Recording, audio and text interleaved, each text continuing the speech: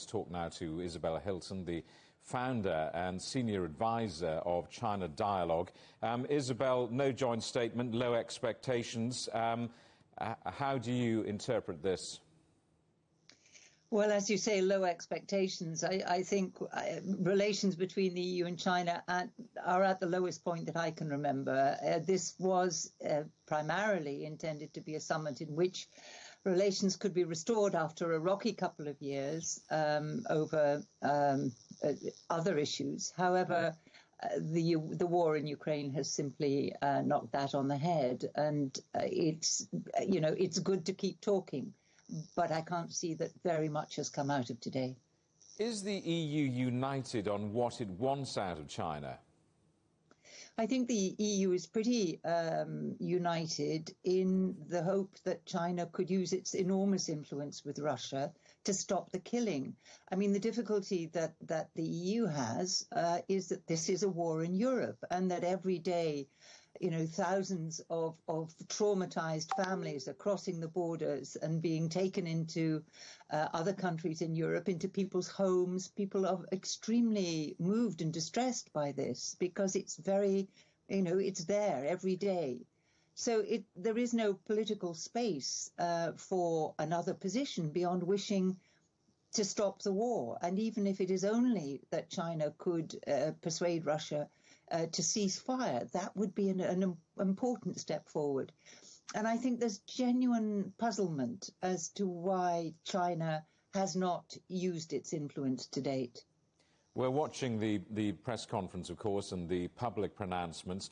How much of these events then turn into a private diplomatic narrative that perhaps can be more productive in ensuing days?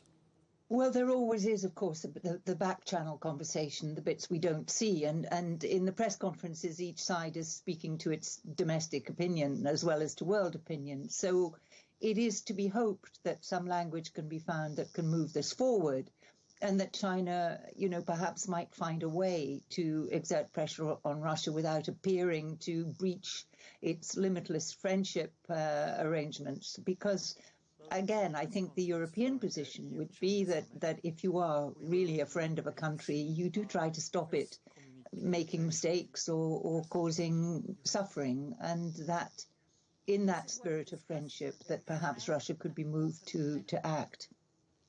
China, like Western economies, is losing badly while Ukraine is involved in this invasion, though, isn't it? Well, it is losing, yes. I think it stands to lose rather more. I mean, as you know, China had 6,000 Chinese citizens. It had contracts for infrastructure, and Ukraine, it had a strategic partnership with Ukraine, which Xi Jinping himself had signed, which guaranteed protection to Ukraine in the event of a nuclear attack. So it was a close relationship, and I think that it's sad to see the relationship so damaged by this.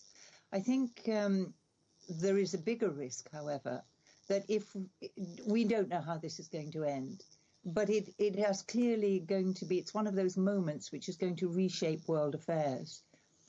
And as several European officials pointed out, China's trade with Europe is much, much larger than its trade with Russia. And if things really do go sour, then I think that is also at risk. Not all of it, of course. But, good trade depends on good relations. Drawing on your previous life as a journalist, how do tomorrow's newspaper headline writers write up China-EU ties following the summit? I think no progress in EU-China talks would probably be the headline. Isabel Hilton, thank you very much indeed.